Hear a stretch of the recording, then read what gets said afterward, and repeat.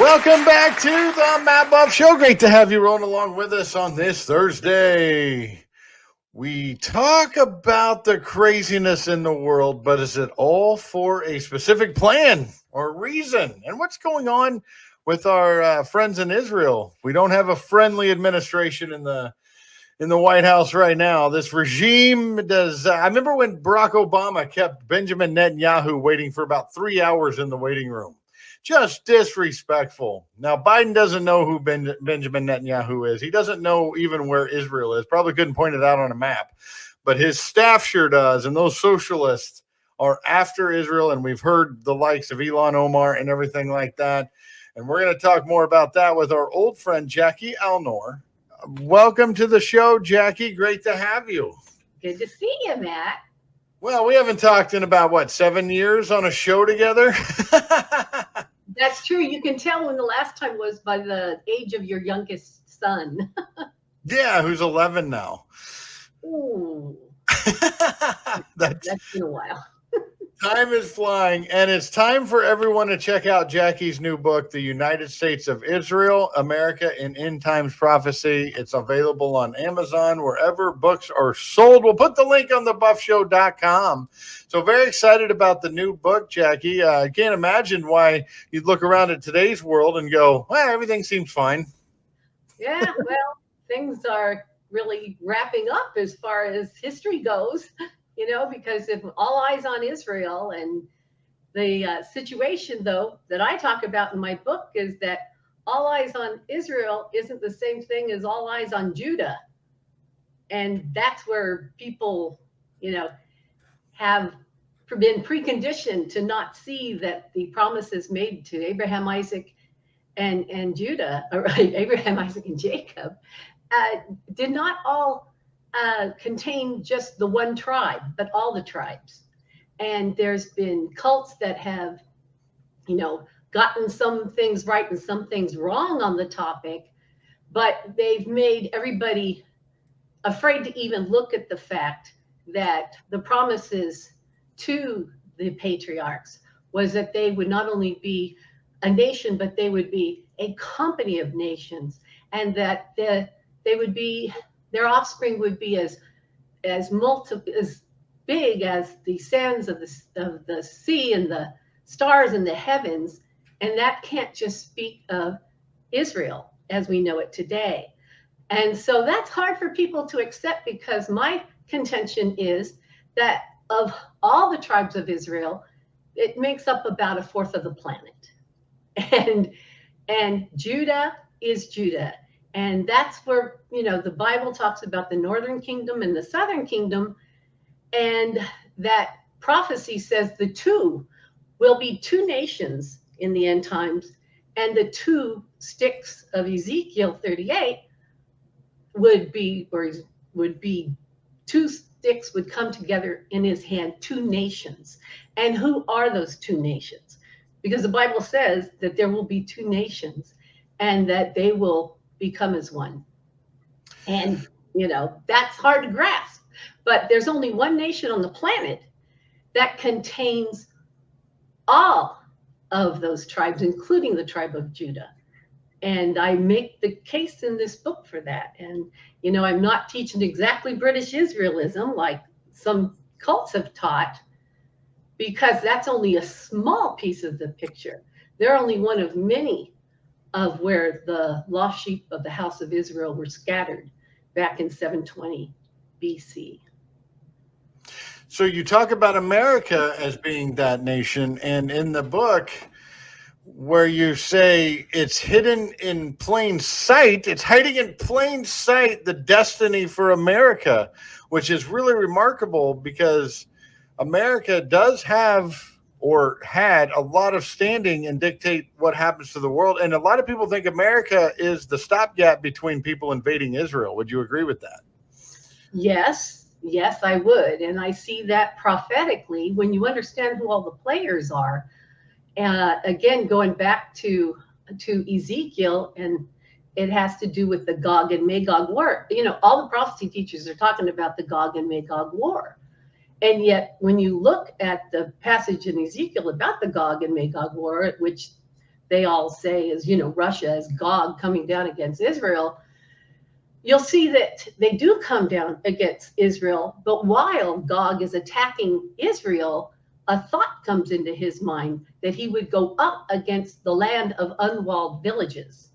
And I contend that is us, so that Russia cannot attack Israel without having to be concerned about the reaction and the response of the United States. And so whatever the hook in the jaw that brings him down upon Israel, where the Jews have come back, the Jews are the Jews, and that's where some of the cults got it wrong, trying to say the Jews aren't the Jews. Well, they are, and their coming back was a prophetic fulfillment. And so, but they were the Jews, and they were the southern tribe of Israel. The northern tribes, which ended up, being dispersed throughout the nations, they merged with the Gentiles, as we know from the Samaritans, that they did merge, but they were still his people. And he still knows who they are. But they have to be, as the sands of the sea, they have to be a huge multitude. And you can't say that about the small little country of Israel. And of course, it was America that helped establish the nation of Israel in the first place. Yeah. I've loved talking about this with you for all these years, and I look at the manifestation of this happening. When you talk about Gog and Magog, of course, that's Russia and Iran. Would you agree that Iran is part of that scenario too? Sure sounds like it, Persia. And then you also, in the book, examine who is in the lineup of powers that will manifest during the final years of the historic era, which is known as the tribulation. Mm-hmm.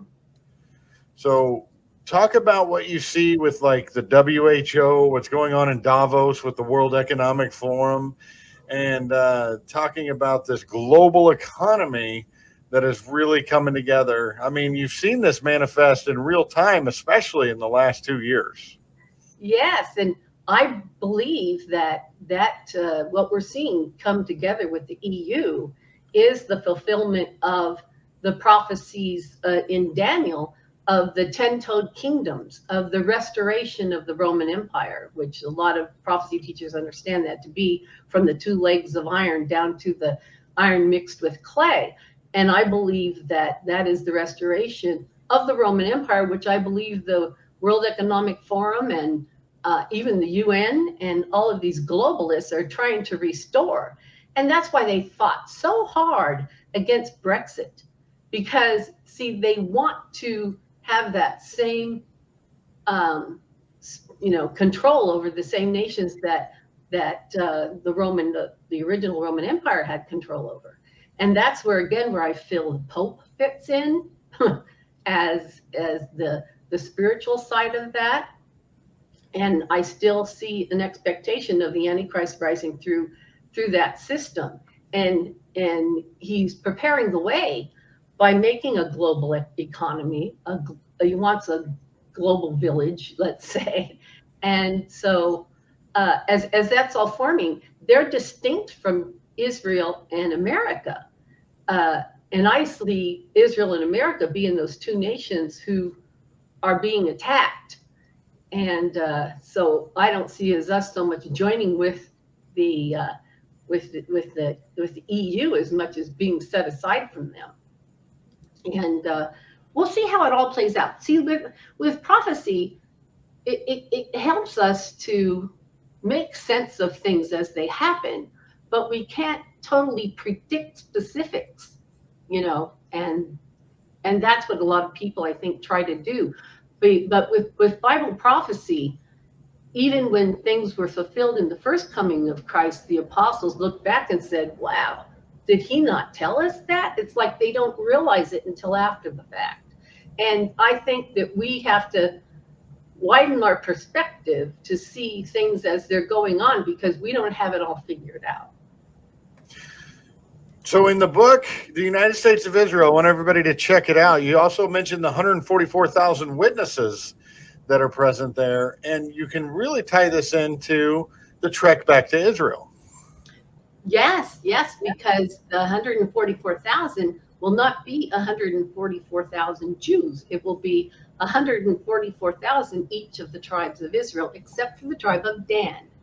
And I contend in the book that that is going to be the cursed tribe from which springs the Antichrist. But, I get into that a bit.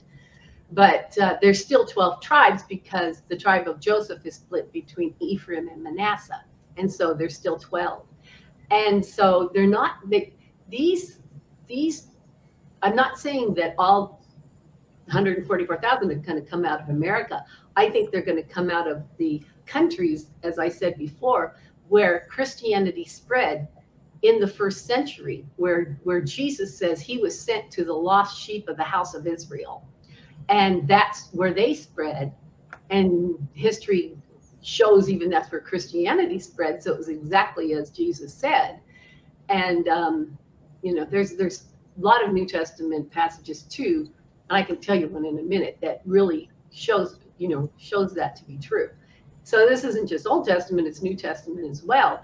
And people just can't get behind the fact that they think it's anti-Semitic when it's not, because there's going to be 12,000 from the house of Judah. And there's, because God knows who they are, even when we don't. And of course, back in the time even of Jesus, when Jesus was there, remember when he revealed who the first person he revealed himself to was the woman at the well, the Samaritan woman. And the Samaritan, the apostles were shocked that he was talking to a woman, let alone a Samaritan. And the scripture says because the Jews had no look down on the Samaritans. They wanted no part of the Samaritans. And the Samaritans, by Bible scholars, have said that they were mixed in with the Gentiles, and they were a remnant of the northern tribes that were left there and mixed in with everybody else who was there. And so they were looked down upon. But Jesus, when he spoke to that Samaritan woman, she says, oh, well, could you be the Christ, the ones that our fathers, in Abraham, Isaac, and Jacob spoke of. So even though she wasn't called a Jew, she was called the Samaritan woman, she still says she was from the same as, and Jesus says, well, salvation is with the Jews. Yes, it is. They held the temple.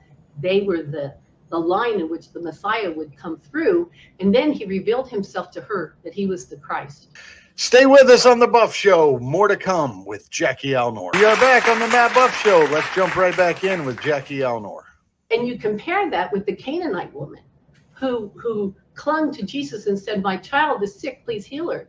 And he says, I don't throw my bread before dogs. Remember that? And she was going, how could you say that? Even the dogs eat the scraps from their master's table. But you see, he says, and then he told her, I only came for the lost sheep of the house of Israel. And so there's so it was different. The Samaritans, the northern tribes that merged everywhere, he still was sent for them. He told the Jews, I have other sheep.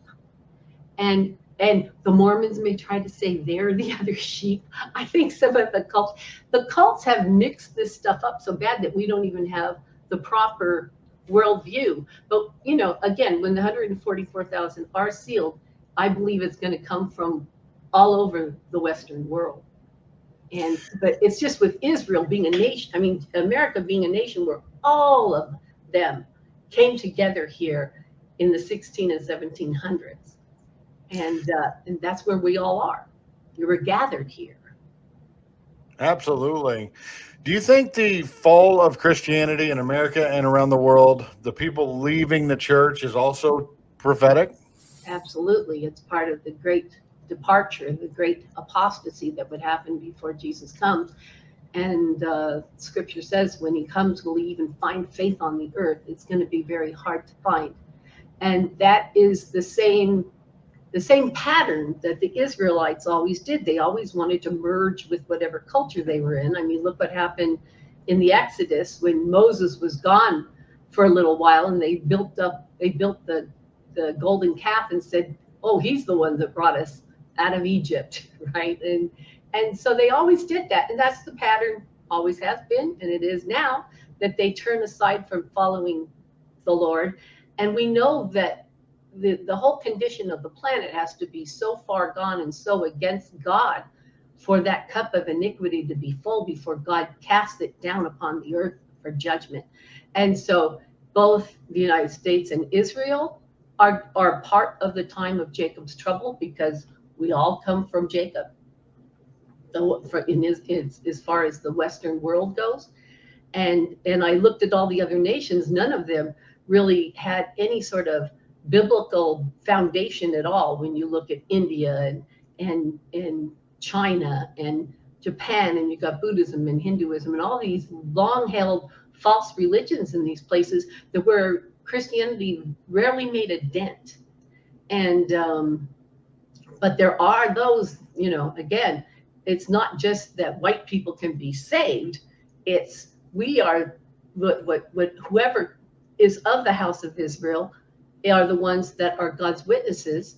And nobody has sent out more missionaries than the United States of America has in the past. And that's why her fall is so bad, because she was given so much in the beginning. As she, was chased, people were chased here because of persecution. You had the Quakers and the Puritans and the Moravians and the Mennonites and all of them that founded those 13 colonies. They were, being chased out because of persecution. I think of John Bunyan, who wrote Pilgrim's Progress, from prison because he was preaching without a license. And God made provision for all of his persecuted people, because of course, as believers, no matter what nation we're from, we're grafted in. We're grafted into the olive tree of Israel. And so it brings everything together. And I think when the 144,000 are sealed, whoever is left here, whether the rapture happens first or later, I say it can happen at any time. I think that people will be shocked, that they're being sealed from all these various countries. On the back of the book, you have, there is nothing covered that shall not be revealed, and hid that shall not be known. At this point, it's a matter of faith, but you can look to, you mentioned Ezekiel 38, you can look to Revelation, you can look at a lot of things, and look at our community during this Pride Month, for example, where they talked about up will be down, right but will be wrong, wars, rumors of wars, and nation against nation, brother against brother. That's more prevalent today than ever. I mean, the divide in America alone, you mentioned that earlier, is astounding. And we're not going to give up our side on the Buff Show. We're going to say, okay, liberals, you're right. Let's just do it your way and screw everything up. No, the divide continues to worsen as people fall into the great deception. And yet that has to happen before the culmination of all things. And that's the hardest thing to look at, because, we can't understand why people seem to be brainwashed or something, like they're not even thinking logically anymore, like there's some pandemic of insanity going on. And that is just because the spirit of Antichrist is hard at work right now, preparing the way for his man of the hour that's going to be coming on the scene. And so he's preparing the people. This is the work of the forerunner of the Antichrist that is putting this all together. When you see someone like Klaus Schwab getting up there and dictating what the whole world is going to have to comply with, and what the future is going to look like when you own nothing and are still happy, because that's what but see, they don't even know that they are mere puppets of the devil. They're mere puppets of the spirit of Antichrist, because it's from that spirit that they speak. Wow. Any thoughts on, is the Antichrist alive today? Do you believe that they're coming up in the world somewhere? Like you mentioned Klaus Schwab, there's a lot of people that are so power hungry and want people to be programmed out there. We know it's not Joe Biden. Let's just put it that way.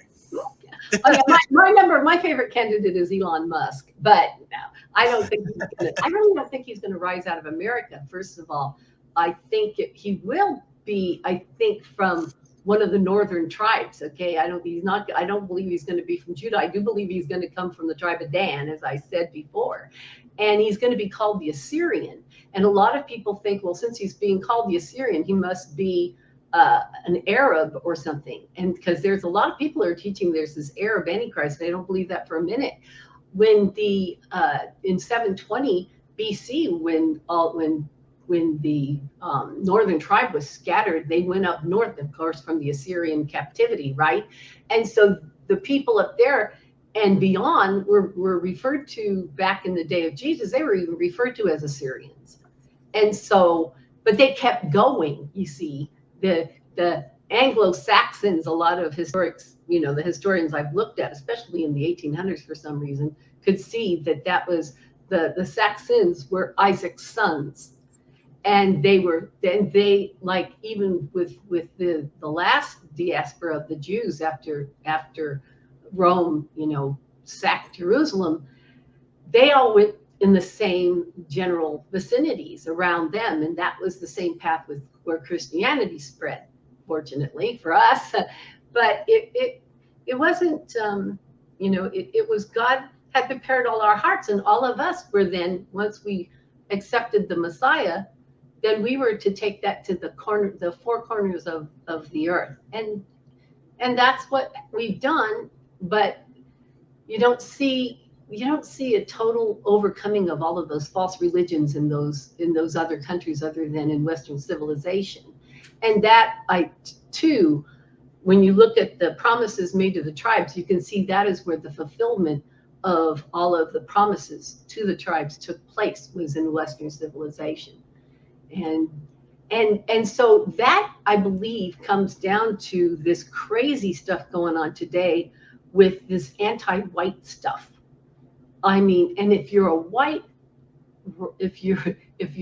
on the right, then you're a deplorable, and the persecution is going to come against Christians, be they nominal, be they Catholic, whoever names the name of Christ, they're considered the ones that want to hold on to their guns and Bibles.